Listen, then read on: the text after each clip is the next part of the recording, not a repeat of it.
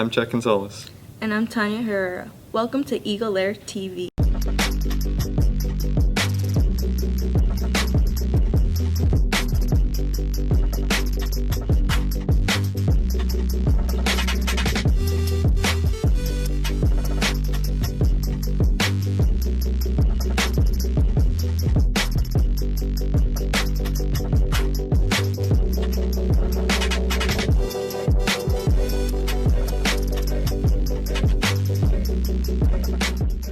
Now let's move on to Tyler Bertrand with a story on the new teachers. Today we introduce two new teachers to Nixa who represent a combined total of 30 years of experience, Stephanie Picer and Rachel McGowan. I've been teaching for 13 years.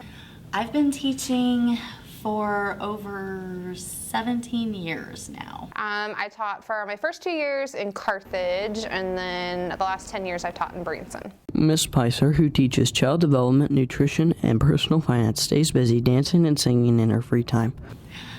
Music is one. I sing a lot. So I do a lot of things with music, singing with bands, doing that kind of thing.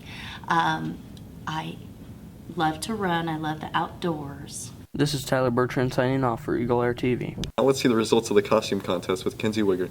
This year at NHS, many students dressed up for the Halloween costume contest. The best overall for the Halloween costume contest were Tanner Thiessen and Adam Sisk, who dress as lifeguards. Miss Bernsgetter won the best teacher costume. I was Dumbledore the Explorer, which is the perfect combination for me because I majored in Spanish and my master's is in library science. So it's Spanish and books all together into one big mashup. The scariest costume went to Kaylin Sherrill. I was really not planning on entering at first. My friends were like, you should.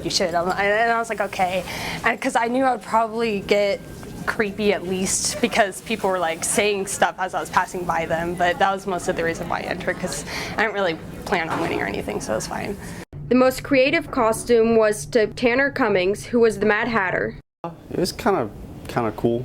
A lot of comments, compliments and stuff like that. The best partner costume went to Chase Cook and Paul Holmgren, who went as bouncers. We set up in the center aisle of the Commons during second lunch.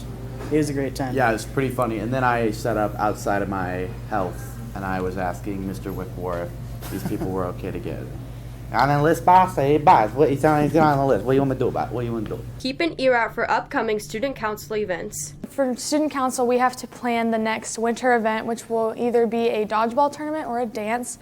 We're going to have the students vote in a survey, whichever they would like.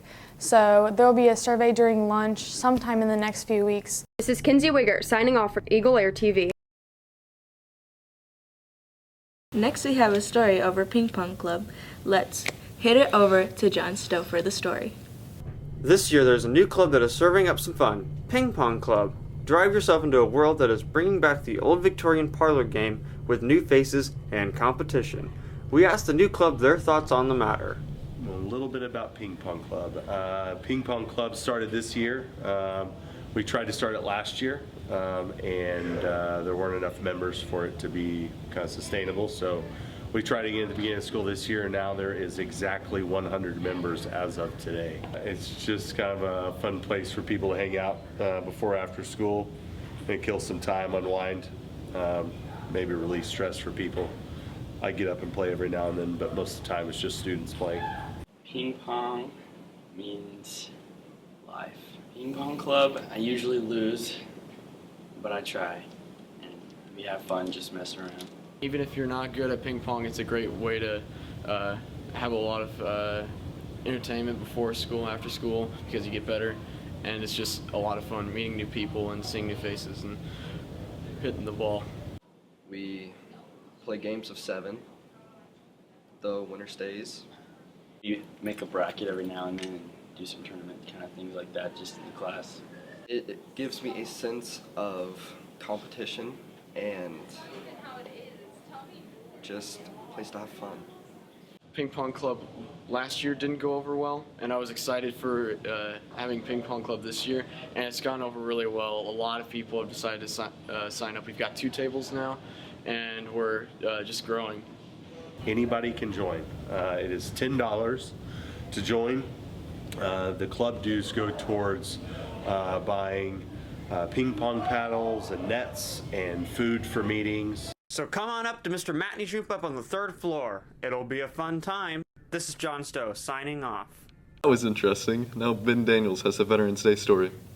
Last Friday, over 30 veterans came to Nixa High School to attend one of the biggest Veterans Day assemblies in the school's history. I couldn't have been more pleased. Since in my 5 years here at the high school, we've done a Veterans Day assembly every year, and this is the first year we've had that many veterans show up to take part in our assembly. I think it made it a very special assembly. This year's event was the first time that we really put a committee together to try to plan a Veterans Day assembly, and I thought it was a great turnout. I've heard lots of great comments from the different veterans that were here. I've heard things from the students and the teachers, and so I was really pleased, and we just expect bigger things. Now, it's a no-brainer that Veterans Day is a pretty big deal at Nixa High School. To me, Veterans Day is just a time to reflect on all of the freedoms that we've been given because of the people who have served, and to reflect on them and the sacrifices that they've made for us. Though this year, it seemed like Nixa's students were on their extra best behavior. I saw a lot of smiling faces. I saw students that were engaged, that were paying attention to the speaker. They were enthusiastic in supporting the people as they walked in. Nixa administration is very optimistic for next year's event. Well, I think that our veterans that attended were very impressed with our students. I couldn't have been more proud with how our student body reacted to them, and I think word gets out. So what I envision for the future for our assemblies, I think they'll only get bigger and better. I think we'll get more veterans to come because of what they hear about word of mouth, about how they were treated and how the students and tomorrow's leaders, quite honestly, of our country here at Nixa High School showed respect to them, and that word will spread, and I think we'll have more veterans. This is Ben Daniels, signing off for EagleAir TV.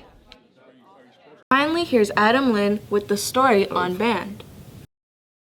This past band season went really well. We have Ms. Martin to tell us how the season went.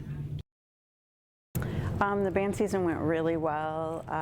We were very successful pretty much at all of our contests, but the main thing was we just had the best group of kids ever. It was one of our largest bands, but just we had very little problems with kids. Everybody did a great job, pulled their weight, and rehearsals went really well, so it was a great season. We had band students tell us what band means to them. Band to me means home. It's an escape from everyday stressors, and I just love it. I love the people, and I love the experiences. Band is a home, and that sounds really cheesy, but it's true, and it's always been something that I can fall back on, and something that I know if anything's ever going wrong in life or I'm ever struggling with something, band is always there. The show was about Goodnight Moon, which is a book that has been around for many, many years. And so we sampled from Billy Joel's, one of his songs, and just got a whole bunch of music that just kind of reminded people, just reminisced about their childhood kind of stuff. And it was amazing how the show came together. When it first started, we weren't quite sure how it would work out, and it just kept growing and building on what it was, and it's just a really cool show. Martin told us what Billy Joel's Lullaby meant to her. Yeah, I think for all of us, I think a lot of kids got it read to them as when they were kids. I think all of us that are parents and teachers have read it to their kids at some point.